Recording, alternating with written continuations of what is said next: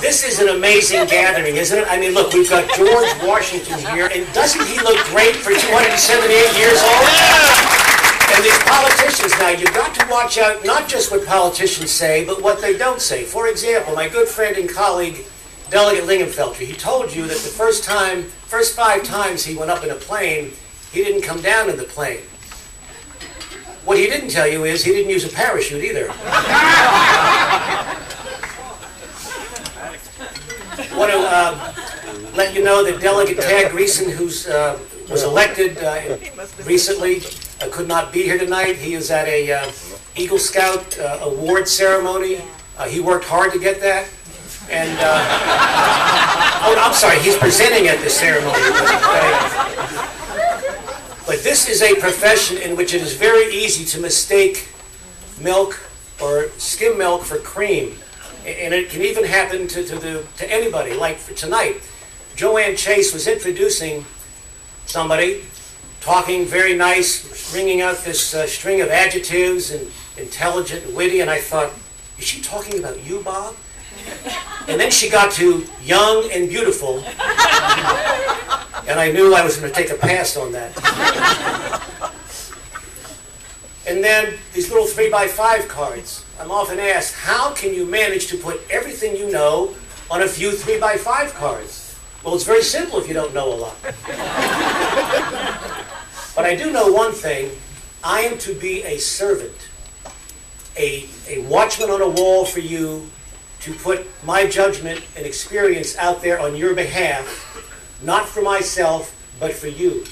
And it is very easy to shift that from servant to be a serpent in a pit, waiting to hide and strike you.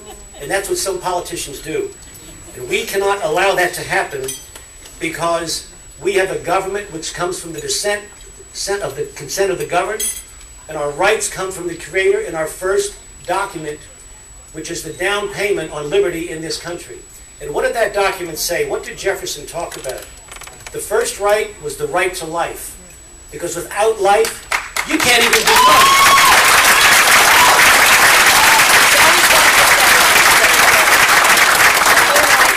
So this year I'm introducing a bill, it's already introduced, House Bill 1440, and it affirms in a very narrow area legal personhood, because in the Roe v. Wade decision of 1973, Justice Blackmun pretended that the Texas law never recognized per se legal personhood. Even though it had abolished abortion criminally since 1859, they never found it. Well, Justice, we're going to try to put that in our statute books this year.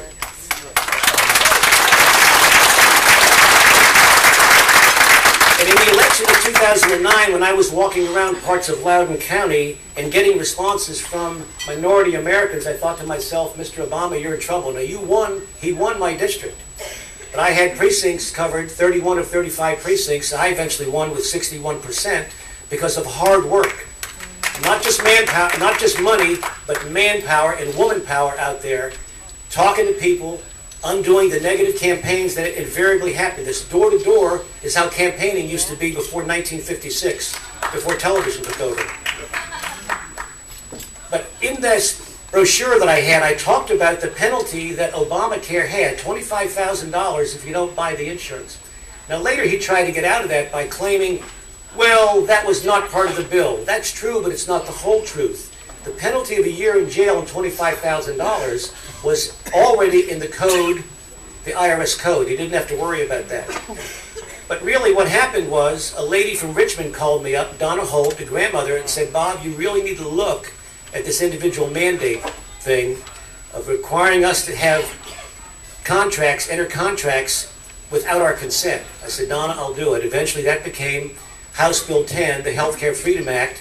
I introduced it for one purpose, to set up a roadblock, a direct legal challenge to Mr. Obama on his attempt to compel you to enter a health care contract.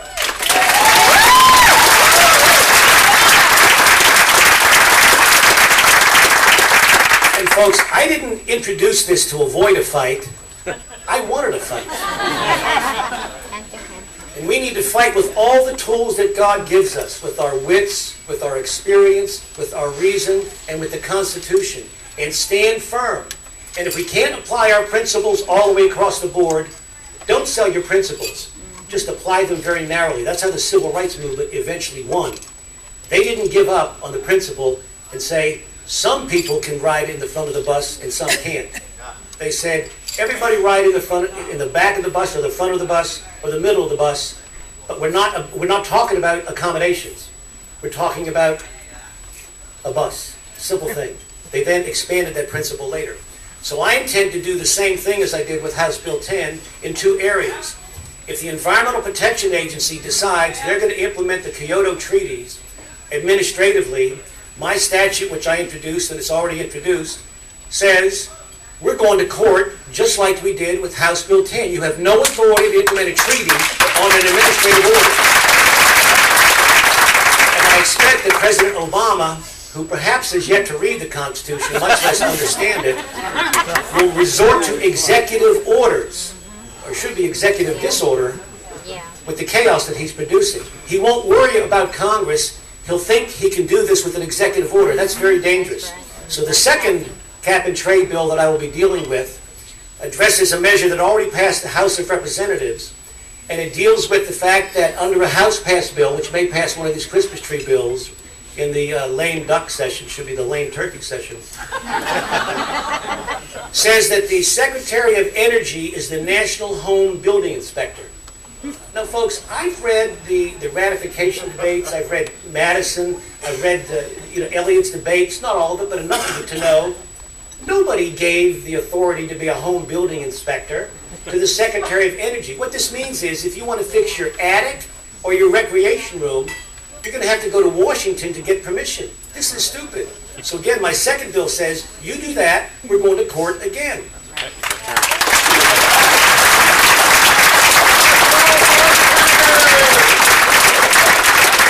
And just so Richmond doesn't become like Washington, I've introduced a constitutional amendment. Why did I do this? Well, I want to cause trouble, among other things. But this year, we passed $130 million in taxes and fees, new taxes and fees, that we never voted on separately. This was added the next to last day of the budget as a big surprise. It was a big surprise. And the choice was you either vote for this budget with these hidden taxes and fees that you never voted on, or you vote to shut the government down. I voted to shut the government down.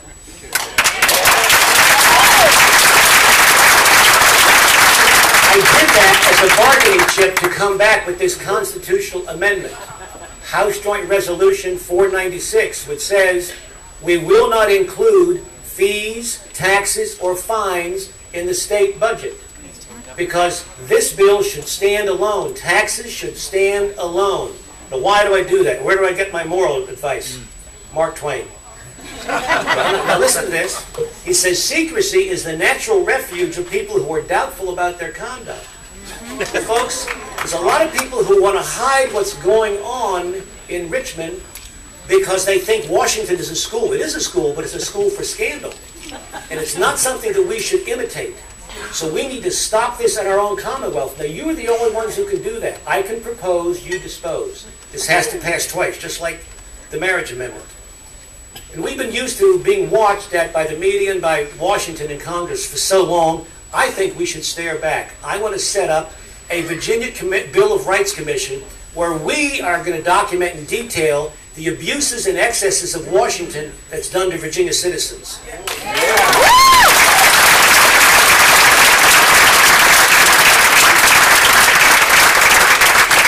because I don't know about you, but I cannot trust the Federal Reserve to monitor our wallets, to monitor the amount of money we have, so whatever it's called right now. The states have authority here to make gold and silver legal tender. I have a statute in which sets up a study to set up an alternative legal tender system to compete with the Federal Reserve.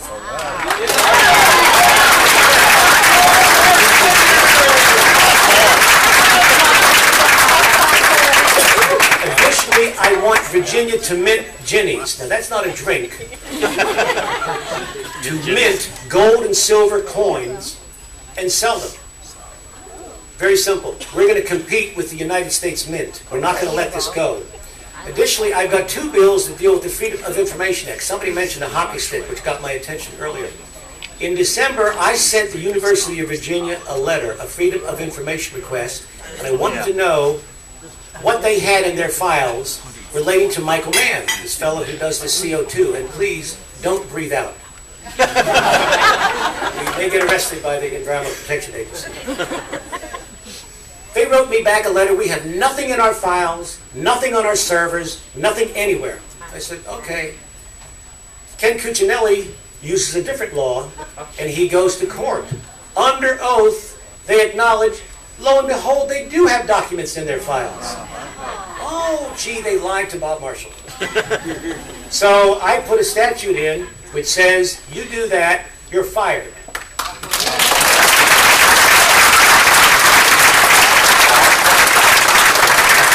I didn't want to let it go there, so I wrote a second FOIA request to the University of Virginia. They wrote me back a letter and said, we received your request for this information. We're pleased to advise you we'll comply with your request if you send us $8,300 and some dollars. I thought, oh, wow, isn't that cute? Public documents by people paid by the public purse are now hidden from the public based upon an arcane system of filing or a refusal to file documents based on whether they are FOIable or not FOIable. My second Freedom of Information Act says each time you create a document, you're going to decide at that moment, FOIable, not FOIable. You should have a right to this information easily and not go broke trying to find out what your government is doing to you.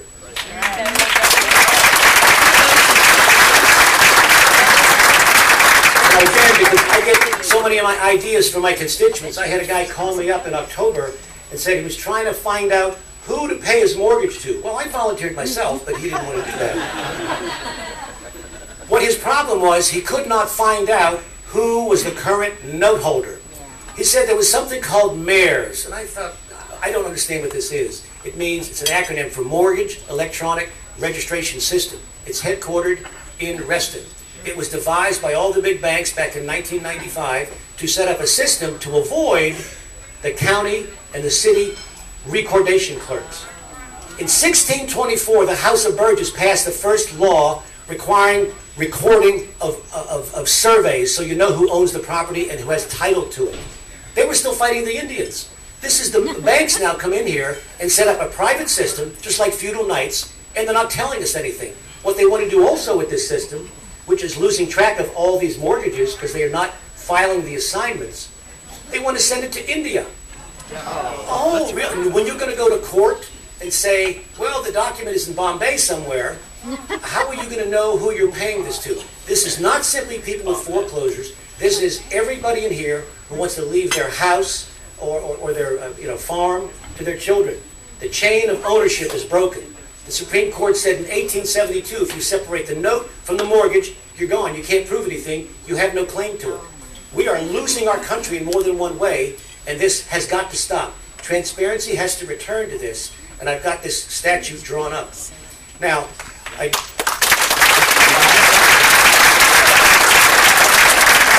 have one difference with some of my Tea Party friends, and it's dealing with a thing called the repeal amendment. I understand the frustration, and that's why I put in House Bill 10, and that's why I put in these other measures to rifle shot go after some of these things that are going on. Repeal amendment says it's a constitutional amendment called pursuant to a call for a constitutional convention under Article 5 of the Constitution. We haven't had a constitutional convention since 1787. There are no rules. There's no law governing this. There's no requirement that, in fact, everybody be elected to this. There were no record votes back in 1787. The mode of nomination, 30 seconds, okay. I can't read, by the way. I am concerned that our rights are in serious jeopardy if this happens. This is a book right here by Richard Lebonsky, who wrote a very good book on James Madison. In this book right here, he wants to repeal one of our amendments. You don't need 3 fingers to count to it, folks. A runaway convention is precisely what the guy who devised this, Randy Barnett, wants. I don't think I should threaten your rights, your liberties, with Russian roulette to come up with a solution to problems that there are easier ways to deal with. So I thank you very much for your time, your support, and your patriotism.